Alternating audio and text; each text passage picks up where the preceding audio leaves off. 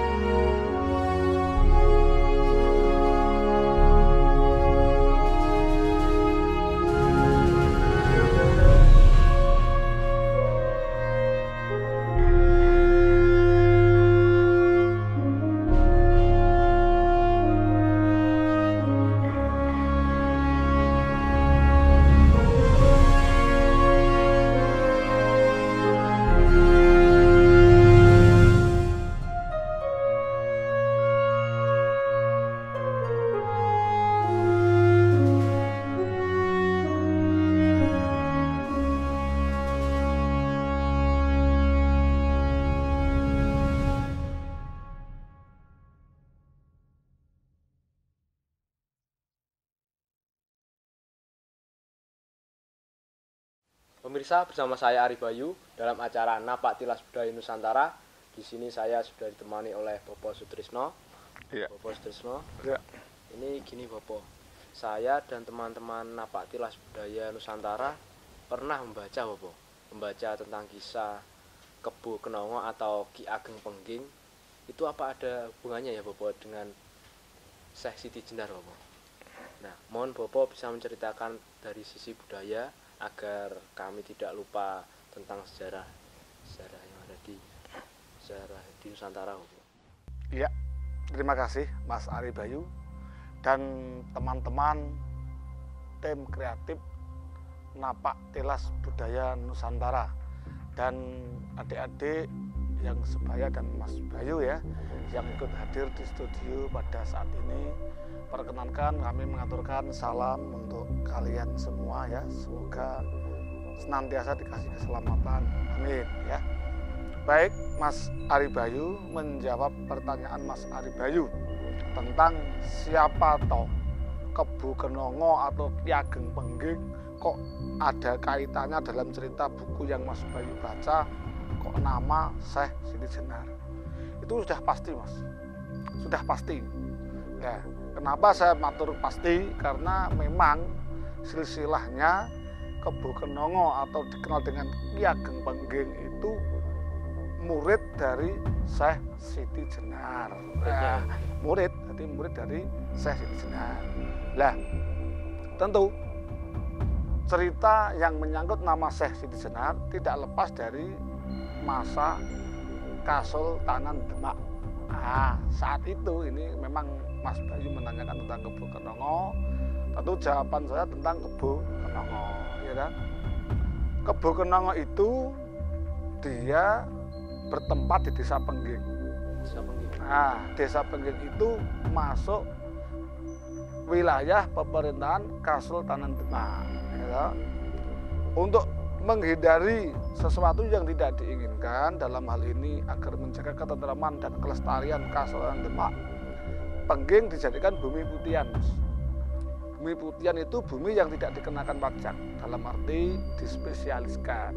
Tujuan tidak lain tidak bukan untuk menciptakan agar murid-murid Syekh Siti Jenar itu setelah yang mereka ketahui tidak mendapat hukuman dari Demak gitu, untuk melerai pendinginan agar murid-murid Si Jenar tidak mengganggu jalannya roda pemerintahan yang didasari tidak terima atas hukuman yang dijatuhkan pada gurunya tadi. Karena apa? Semua murid tidak ada yang tahu terjadian apa atau kejadian apa yang menimpa Syekh Siti Jenar. Yang mereka ketahui ya Syekh Siti Jenar dihukum mempercayai berita yang beredar saat itu, Mas Bayu. Kelanjutannya, Mas Ari Bayu, Kebo Kenongo itu kita awali dengan tata pemerintahan bawaan dari Demak, yaitu Kadipaten Grobogan. Tepatnya yang jadi bupati di situ adalah Adipati Sosrokusumo. Sosrokusumo itu Adipati Grobogan ya? Bupati Grobogan. Lah, Sosrokusumo karena statusnya sebagai bupati tentu lain dengan Kebo Kenongo yang hanya tinggal di desa. Dalam hal kekuatan tentu lebih mempunyai seorang Sosrokusumo sebagai bupati karena powernya ya Mas. Powernya sudah bupati, tentu dia berpikir mampu terlebih dahulu. Lah, apakah juga murid Siti Jenar? Murid juga. Nah, Sosrokusumo juga murid Siti Jenar. Ya, kalau dengan Kebo Kenongo adalah saudara seperguruan. Dalam ini sama-sama ngangsu kaweruh atau ngaji atau mengikuti semua perintah dawuh dalam keilmuannya ngiblat pada Syekh Siti Jenar gitu. Lah, Sosrokusumo Mas, tentu dia tahu kalau gurunya itu mendapat hukuman dari Kasultanan Demak Bintoro. Sedangkan Sosrokusumo meyakini kalau gurunya tidak salah, kok dihukum kan gitu toh. Akhirnya dari Sosrokusumo tidak berani, dalam arti tidak berani dia itu mengatakan saya tidak senang Demak Bintoro. Tidak, yang saya maksud itu tidak berani itu tidak mau mengatakan gitu. Ya dia hanya sebatas peraturan saat itu setiap bawahan Demak Bintoro kan harus istilahnya ada upeti atau 3 kali pisowanan, istilahnya itu setahun sekali atau 3 bulan sekali kan ada acara ke Demak.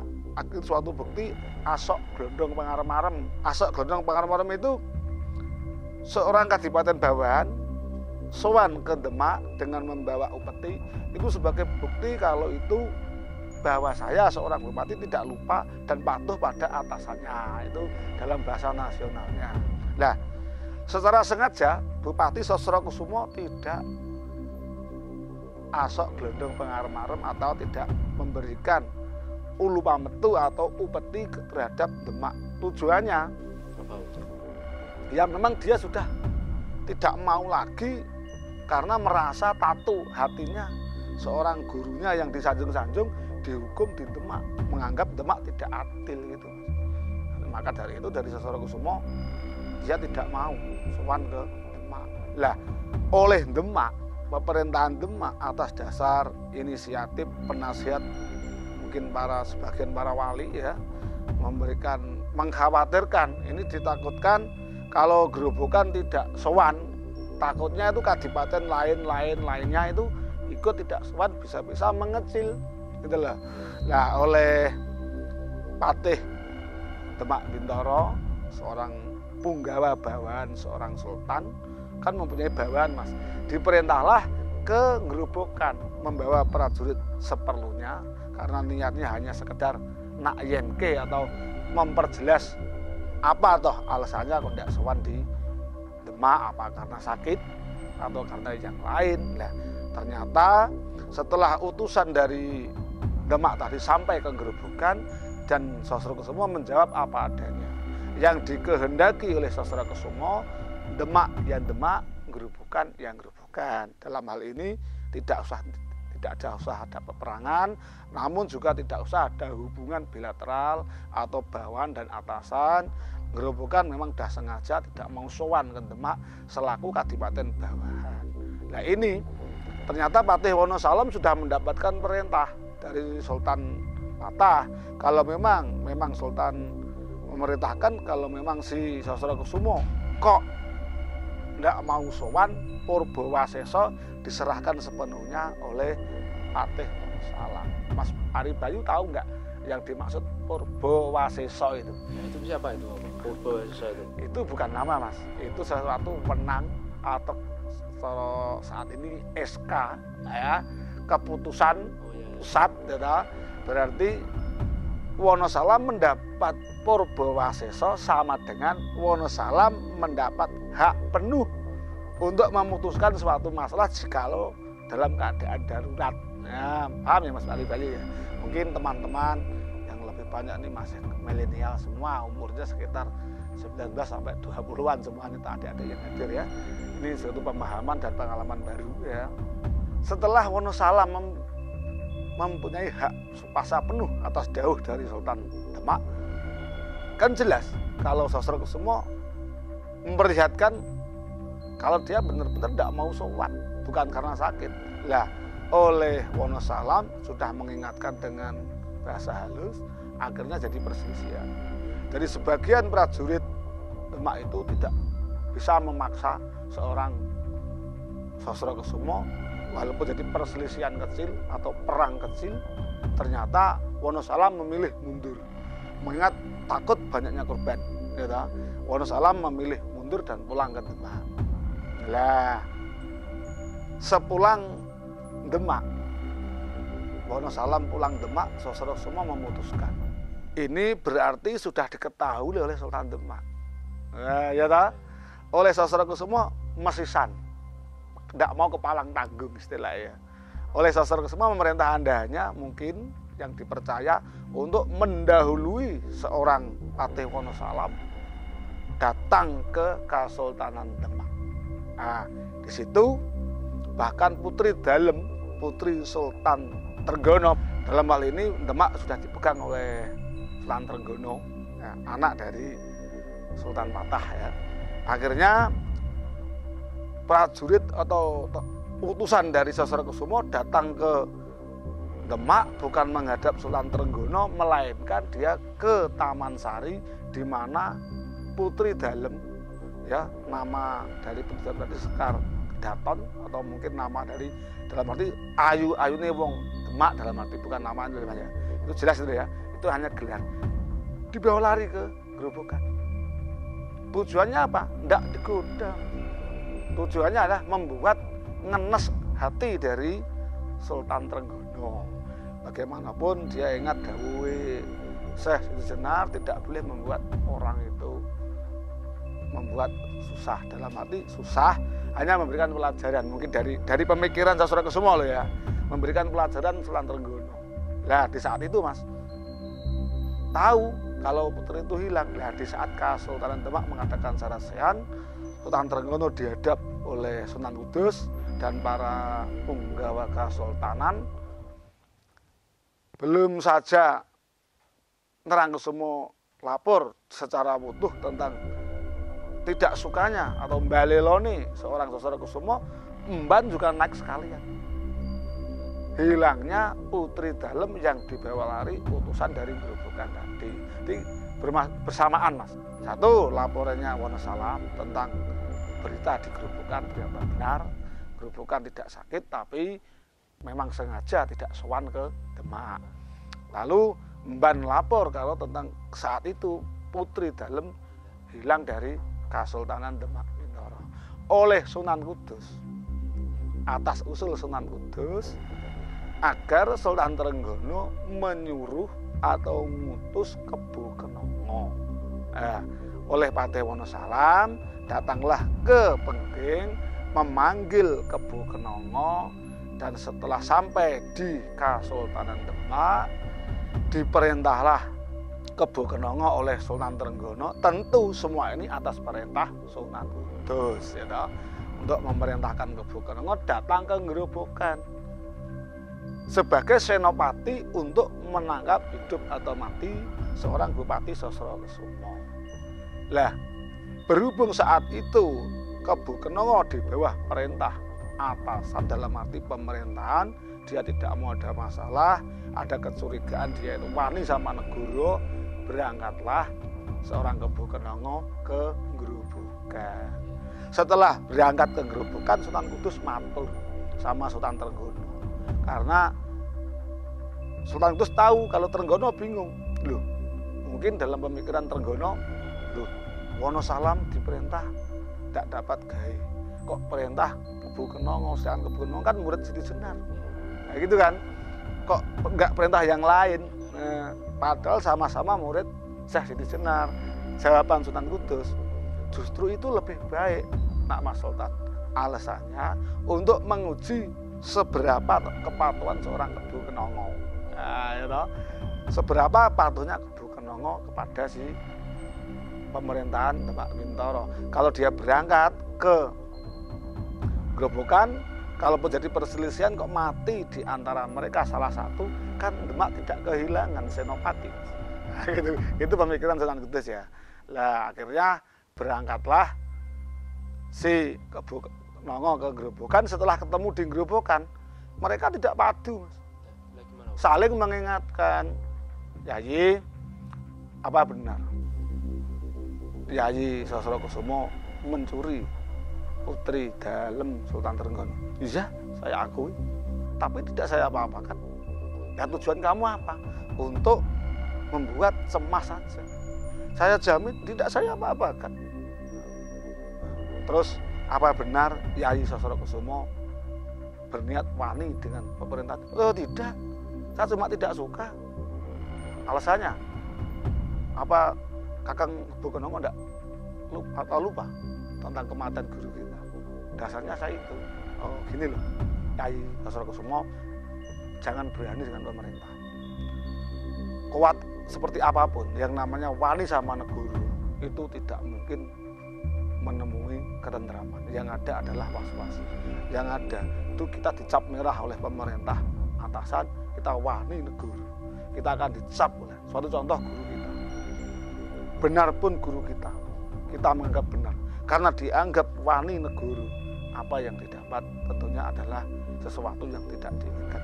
Menurut saya, sebaiknya Sosrokusumo sowan saja ke Demak, minta maaf bersama dengan saya, dan putri dalem biar pulang bersama saya. Akhirnya Sosrokusumo manut, Mas. Atas dan mudah sekali, karena mereka saling mengingatkan. Karena dia bersandar ajaran Syekh Siti Jenar. Tidak boleh ada gesekan. Rukun adalah pangkal dari kerukunan, adalah pangkal ketentraman gitu. Jadi tidak usah diadakan peperangan. Akhirnya kembalilah Trenggono bersama dengan Sosrokusumo dengan bukti, surat bukti bahwa sudah nungkul. Nungkul itu kapok, tidak akan berani lagi dengan Demak Bintoro. Pokoknya tidak berani lagi. Akhirnya oleh Sultan Trenggono mengucap terima kasih pada si Kebu Kenongo. Nah, dipersilahkan pulang dan diganjar semakin tebal lagi bumi putihan diberikan tanpa pajak, semakin yakin kalau Kebu Kenongo benar-benar setia tuhu pada Demak saat itu. Setelah pulang, Mas, beberapa hari kemudian ya, ini mungkin Sultan Kudus tahu, ya toh, kalau Sultan Trenggono itu ya mungkin ibaratnya jatuh rasa. Ini mohon klarifikasi teman-teman Napak Tilas Budaya Nusantara. Tentu saya hanya sifatnya menyampaikan dari sisi budaya. Mengetahui gerak-gerik seorang Kebu Kenongo itu, atau mungkin itu hanya Panyokro Bowo, itu kira-kira lah ya. Panyokro Bowo itu hanya sebatas kira-kira. Akhirnya Sunan Kudus minta pada Sultan Trenggono untuk memanggil kembali seorang Kebu Kenongo. Sebelum dipanggil, Trenggono dikasih tahu kalau Demak Bintoro itu akan kena pagebluk, Mas. Tidak akan pernah selesai. Namanya cobaan semasa Kanjeng Sultan Patah sampai Trenggono tidak akan pernah selesai kalau Demak tidak dikasih tumbal.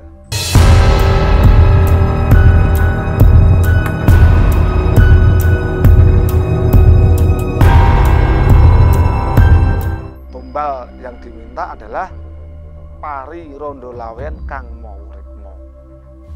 Itu apa Bu itu? Artinya? Ya. Nah, untuk mengetahui artinya, Mas. Nah, itu toh. Nanti Mas Bayu mendengarkan cerita saya pasti akan terjawab. Karena ini hanya sifatnya sanepo, ya. dari Sunan Kudus meminta pada Trenggono untuk memanggil seorang Kebu Kenongo agar mencari tumbale negoro yang berbentuk pari rondo lawen kang mawa rekmo tadi. Akhirnya dipanggillah seorang Kebu Kenongo oleh Sunan Trenggono dan didhawuhi oleh Sunan Trenggono tidak boleh pulang kalau belum mendapat pari rondo lawen kang mawa rekmo. Nah, itu toh. Akhirnya berangkatlah seorang Kebu Kenongo, sedangkan Kebu Kenongo yang tidak boleh pulang. Nah, tidak boleh pulang sebelum mendapatkan pari rondo lawen kang mawa rekmo. Setelah berangkat, Trenggono tak tanya seperti Mas Bayu tadi. Maaf, Bapak Kudus, Bapak Guru Sunan Kudus, yang Bapak maksud pari rondo lawen mawa rekmo itu apa? Bapak tahu? Saya juga tidak tahu. Itu jawaban Sunan Kudus ya. Jawaban itu gitu, meledek ya, benar meledek lah ya. Ulangi lagi ya. Ketika seorang Trenggono mencari pari rondo lawan mawa rekmo, akhirnya Trenggono tak tanya, maaf toh Bapak Kudus, saya kan hanya ngestoke dawuh Bapak Kudus, kok dawuh disuruh mencari pari rondo lawan mawa rekmo itu artinya apa? Bapak Kudus tahu, jawabannya meledek. Jangan kan tahu, saya juga tidak tahu gitu kan. Lah setelah ada penjelasan yang jelas gini loh, setidaknya mengurangi kekuatan, itu suatu siasat mengurangi kekuatan Demak. Atau nanti kalau Kebu Kenongo meninggalkan Demak dengan harapan ya, tidak mungkin pulang. Sebelum dia mendapatkan, gimana dia pulang? Wong yang dicari tidak ada. Itu logika ya, logikanya itu. Nah, setelah berangkatnya seorang Kebu Kenongo, tentu dia pamit sama istrinya, Mas. Nah, karena kepatuhan Kebu Kenongo, walaupun dia meninggalkan Pengging, ya, itu akhirnya istrinya juga dititipkan pada Kanigoro. Kanigoro itu ya masih Kanigoro masuk keluarga besar dari Pengging, ya, Pak. Jikalau nanti saya belum pulang, mohonlah, kan belum jelas pulang saya berapa hari, berapa bulan, berapa tahun kan tidak tahu saya. Ya pamit, dan saya pamit pada titip istri saya, mungkin dalam keadaan hamil muda, Mas. Istri Kebu Kenongo dalam posisi hamil muda. Lah, tolong ya Kang Kanigoro, jikalau saya lama tidak pulang, padahal saya itu punya tanggung jawab tungguk kemit, atau istilah dalam bahasa tungguk kemit itu jogo atau ronda bergilir.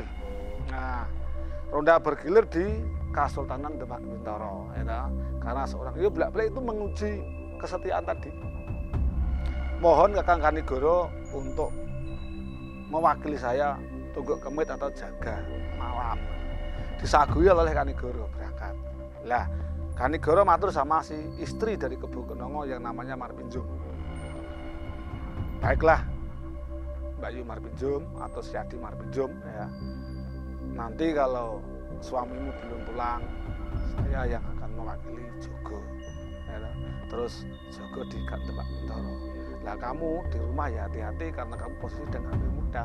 Ya hati-hati. Berangkatlah Kebu Kenongo dan Kanigoro pulang. Tiba saatnya Kanigoro sesekali mewakili Jogo, tenan, Mas. Lah saat Jogo itu pernah ketemu sama Trenggono. Ditanya, loh kamu kok Jogo? Saya makili Kebu Kenongo. Wakil kok kamu? Nah ini bahasa, ini Kanigoro paham, Mas, itu. Wakil kok kamu. Nah terus akhirnya pulang Kanigoro. Lah giliran ronda berikutnya Kanigoro menemui Marpinjum. Ya, menemui Marpinjum, hari ini saya tidak bisa ronda malam di Demak Bintoro, tolong kamu mewakili saya. Loh, ya tidak bisa toh kakak, saya kan cewek. Udahlah, rambutnya digelung, dandan seperti laki-laki gitu toh. Akhirnya daripada nanti suami kamu berpendapat hukuman dari Demak, lebih baik kamu Jogo lah. Tidak apa-apa, Anda aman-aman saja kok. Yang jelas jangan lupa berpakaianlah seperti pria. Akhirnya Marpinjum dan pria, rambut digelung, diikat, berangkatlah ke Demak untuk Jogo malam. Lah, mungkin Trenggono tahu itu peristiwa ini ya. Trenggono tahu. Akhirnya saat Marpinjum itu Jogo malam, itu Trenggono menemui Marpinjum, berlagak tidak tahu, tapi dia sebenarnya tahu. Nah, tapi menyembunyikan wajahnya, lalu disautlah ikat kepala itu, terorela rambutnya, dan tahu lampu dinyalakan ternyata itu Marpinjum. Nah, mungkin kejadian apa kita tidak tahu, dan itu kita jangan sampai menjadi fitnah Mas Ari Bayu. Terjadilah perjanjian, mungkin kurang lebih perjanjiannya, kalaupun salah mohon maaf yang sebesar-besarnya. Kira-kira begini Mas. Gimana? Marpinjum akan menuruti permintaan Sultan Trenggono, asalkan besok saya mempunyai permintaan dituruti. Trenggono langsung nyaut, jikalau kamu meminta Marpinjum, bahkan bayi dalam kandunganmu kok kamu menghendaki ikut mukti di Demak, saya sagui. Ya itulah, di Trenggono toh. Jangankan hanya kamu Marpinjum, bahkan bayi yang ada di kandunganmu yang hamil muda itu, kalaupun nanti kamu nuruti kemauan saya, akan saya bawa mukti di Demak Bintoro. Mukti itu ya hidup enak atau orang penting di Demak Bintoro. Setidaknya besok itu pokoknya nanti akan tahu sejarahnya ya.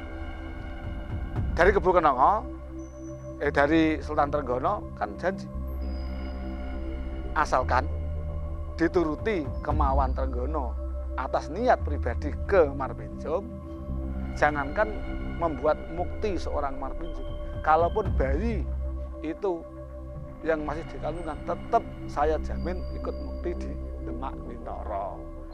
Kenyataan sekarang yang jadi Sultan di Demak pada masanya kan anak dari Marpinjum itu nantinya, tapi kisah berikutnya ya, tapi ya itu kan tak lepas dari peristiwa ini Mas. Iya, Bang. Ya, akhirnya setelah itu kejadian apa kita tidak tahu, kan jelas ini ya, kita tidak tahu, namun akhirnya pulang dan Trenggono juga pulang. Untuk ini kan harus ada yang kita sampaikan secara transparan, dan ini perlu kita ketahui bersama. Untuk cerita ini selanjutnya Mas Ari Bayu, akhirnya Kebu Kenongo pulang Mas dalam waktu yang cukup, mungkin hitungan belum sempat lahir kok bayinya kok. Nah, hamil tua pulang. Nah, dan Kebu Kenongo tahu, ngerti sak durunge winarah. Nah, seakan-akan tahu sebelum dikasih tahu. Lah, gojek sama istrinya, loh kamu kok hamil? Mungkin waktu itu tidak tahu kalau istrinya hamil muda kan. Apakah hamilnya itu dengan saya atau tidak? Nah, itu kan guyon toh. Contohnya Mas Bayu, masa toh hamil dengan suaminya, ya hamil ya dewi itu. Masa tidak mungkin hamil, kalau udah hamil kabeh kan tidak mungkin. Lah, ternyata Marpinjum merasa Mas. Nah, Marpinjum tuh merasa, Mas jangan marah sama saya, itu contohnya.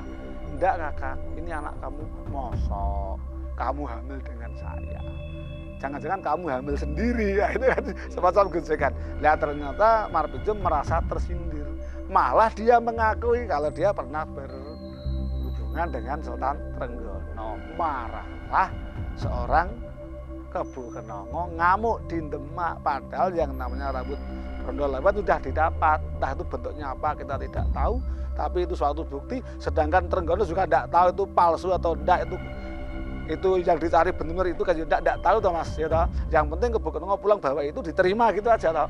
Ya ternyata ada kejadian pengakuan dari Marpinjum karena diguyuri tadi toh, peteng ora karo aku ya, kamu teng dewi ya, akhirnya ngaku kalau Trenggono telah melakukan hubungan di saat ronda. Marahlah Kebu Kenongo dan niat ngamuk di Demak. Ngamuk di Demak, pokoknya mau ngamuk di Demak. Ketemu prajurit diamuk dengan lantang, dia nantang Sultan Trenggono. Tidak ada gunanya saya setia tuh sama Sultan Trenggono. Lah Trenggono takut. Nah takut kalau Kebu Kenongo ngamuk, takut. Nah, takutnya lalu dia sambat sama Sunan Kudus. Guru Sunan Kudus ada kejadian kayak gini gimana ini? Nah, akhirnya oleh Sunan Kudus, sudahlah nanti saya yang akan menghadapi Kebu Kenongo. Tapi dari Pak Mas Sultan Trenggono sementara saya minta untuk mingkrih dulu. Nah, semoga saja saya bisa melerai kemarahan Kebu Kenongo. Akhirnya Kebu Kenongo bertemu ke Trenggono, tidak diperbolehkan oleh Sunan Kudus karena Sunan Kudus dimintai pertolongan oleh Sultan Trenggono, hidup dan matinya saya serahkan Sunan Kudus. Takut kalau ketemu sama Trenggono, Sunan Kudus ketemu sama Kebu Kenongo, akhirnya dinasihati. Kenongo, kamu selain pernah berguru ke Syekh Sisenar, guru kamu siapa saja? Ditanya dulu. Sudah sih mau marah? Enggak, gampang, enggak ketemukan sama Trenggono. Saya yang tanggung saya kok. Tapi aku tak tanya kamu dulu. Nanti setelah saya tanya, ya toh, kamu saya tuntun dan saya temani ketemu Trenggono. Kalaupun kamu ngamuk kalah Trenggono, dibombong dulu tuh artinya. Ya saya pernah berguru di mana? Selain guru saya, Sisenar guru saya juga punya guru yaitu sampean Sunan Kudus. Ya itu tak. Sunan Kudus, oh bagus kalau masih ingat dengan saya. Ya. Guru dan murid itu ibarat apa? Tanya itu. Jadi tanya ke Guru Kenongo, dia bagian anak dan orang tua. Misalnya anak minta harus dituruti karena ada tembung anak polah bobo keperada. Nah, Kebo Kenongo bersikeras tetap kepengen ketemu Sultan Trenggono. Baiklah gini aja kalau gitu. Kita lakukan tebakan cangkriman. Kalau saya kalah, berarti Kebo Kenongo boleh menemui Sultan Trenggono. Nah, kalau ternyata dalam tebakan Kebo Kenongo kalah, maka kamu harus ngelegowo, tidak usah nemui Sultan Trenggono atau tidak jadi marah. Nah, gitu toh. Nah, akhirnya tebakan, taruhannya siapa yang kalah jadi murid. Nah, kalau murid walaupun gurunya Sunan Kudus kok ternyata Kudus kalah, Sunan Kudus harus rela jadi murid. Begitu juga sebaliknya, kalau Kebo Kenongo yang kalah tetap jadi murid. Nah, akhirnya tebakan itu dimenangkan oleh Kebo Kenongo. Nah, Sunan Kudus jadi muridnya? Iya, dibalik, seakan kan dibalik. Lah setelah Kebo Kenongo jadi guru, itu kan taruhan, Mas. Gojek tapi masuk akal gitu loh. Taruhan, gojeknya ala Sunan Kudus, Mas.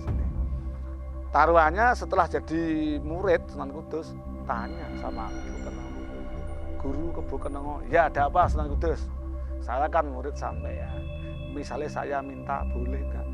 Boleh. Demi Allah berani. Misalnya saya minta nasi sama guru, dikasih. Saya kasih kalau saya punya. Kalau saya minta minum, saya kasih kalau saya punya. Sumpah berani. Sumpah saya Sunan Kudus, saya ini gurumu Kebo Kenongo ini.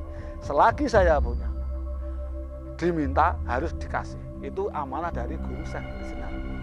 Baik kalau begitu guru Kebo Kenongo yang saya hormati, saya minta nyawa sampeyan.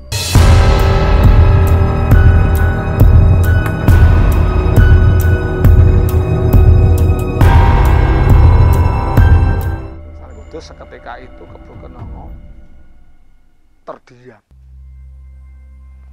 Masya Allah, ternyata ini toh kemauan Sunan Kudus.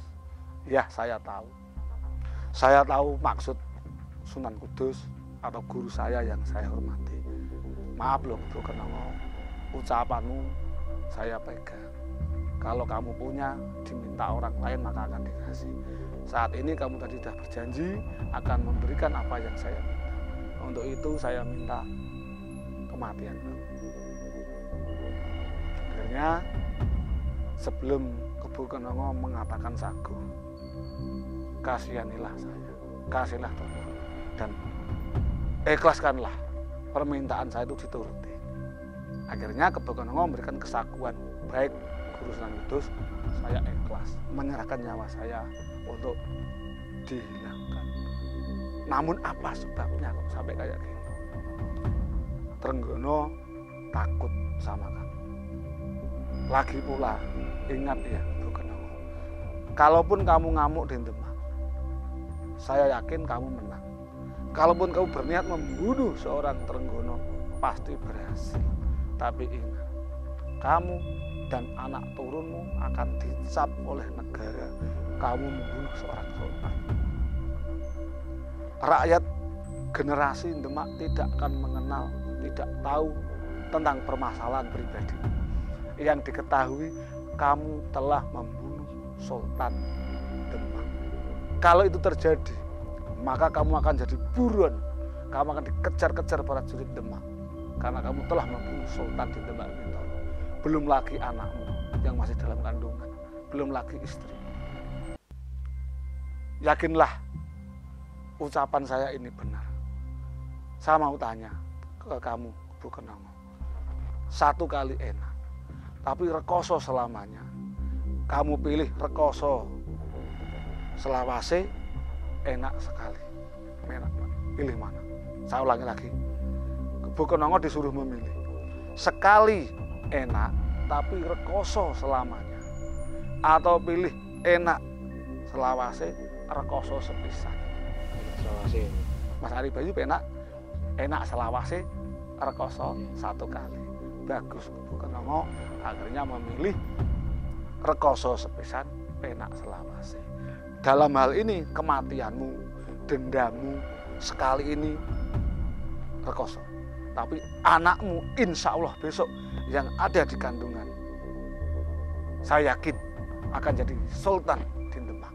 Bahkan jadi keluarga besar dari Demak Bintoro. Asalkan kamu menerima kenyataan ini.